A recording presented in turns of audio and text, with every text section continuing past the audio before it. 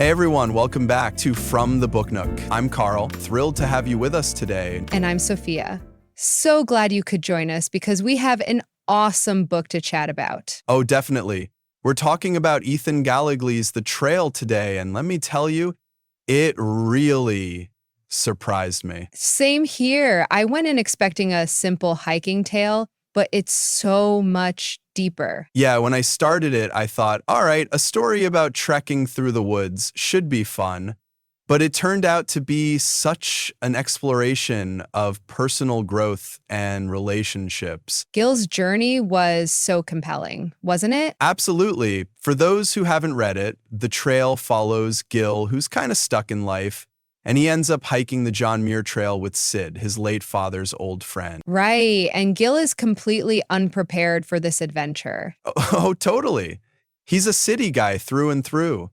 The idea of spending weeks in the wilderness is way outside his comfort zone. I couldn't help but laugh at how clueless he was about hiking. Yeah, like when he packed a huge bottle of shampoo. Who does that on a backpacking trip? It was both hilarious and cringeworthy. Speaking of Sid, what did you think about his character?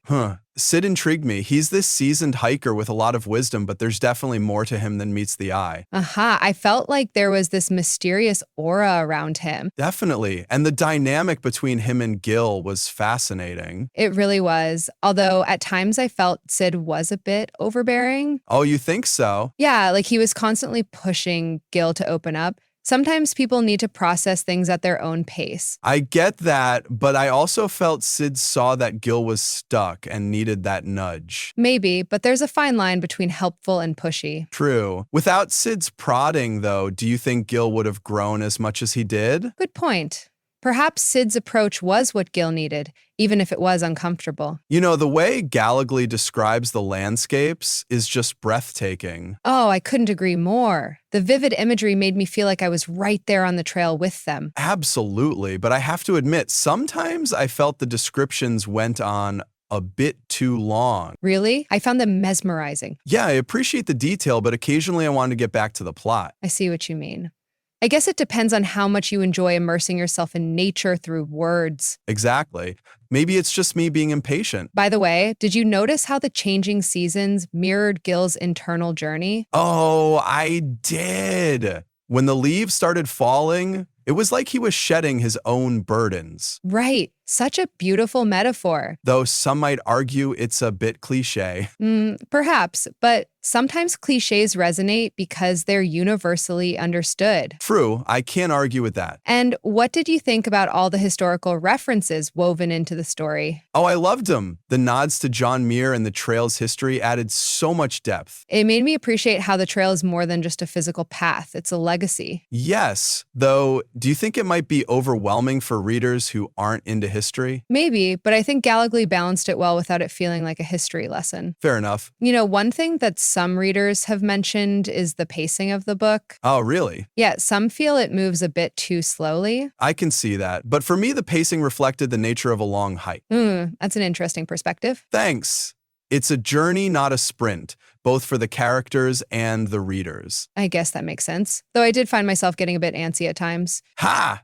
Patience isn't always easy, especially in our fast-paced world. And tell me about it. Speaking of our fast-paced world, I think that's part of what makes The Trail so appealing. How so? Well, it's like an escape from all the noise and chaos.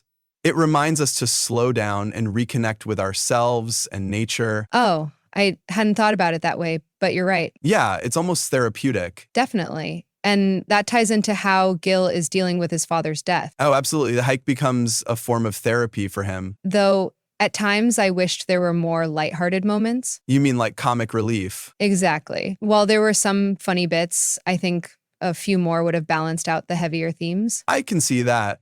But I did enjoy Gil's sarcastic remarks. They gave me a good chuckle. Same here, like when he complained about the blisters. Oh, and when he tried to cook that disastrous meal. Yes, that was hilarious. Did you have a favorite part of the book? Actually, yes.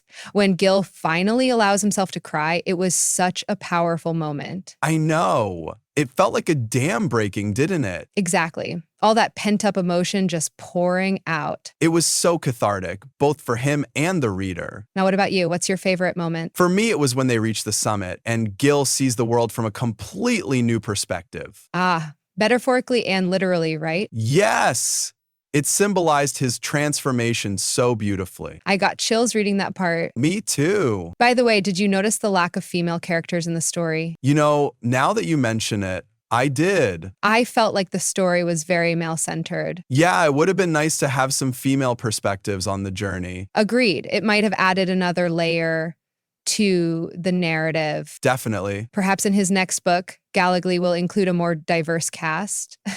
Let's hope so. What did you think about the maps and sketches included in the book? Oh, I thought they were a fantastic addition. They really helped me visualize the journey. Absolutely. It made the experience more interactive. Though I wonder if some readers might find them distracting. Maybe, but I think they add to the charm of the book. I agree. It was like having a little guidebook within the novel. Exactly. The one thing I struggled with was some of the dialogue. Oh, Yeah, especially during the philosophical discussions.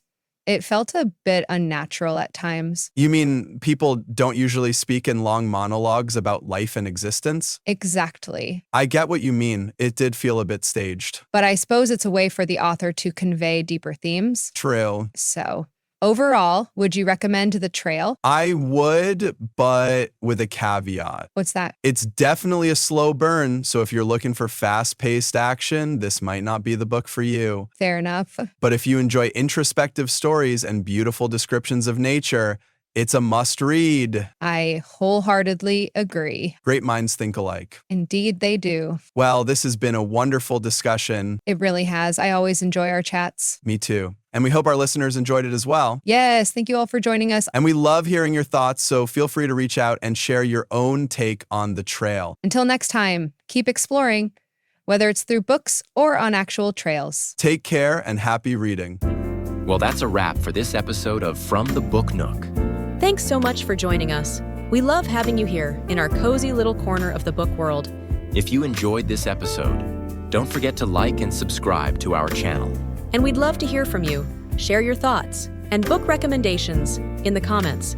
It really helps us connect with more book lovers like you.